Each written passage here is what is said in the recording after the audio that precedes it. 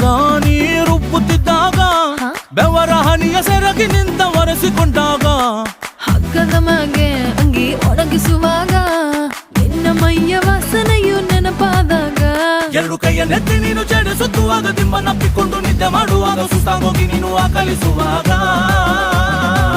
ಬತ್ತವಲ್ಲ feelings ಬಂದು ಬಂದು ಮುಚ್ಚಾಗ್ತವೆ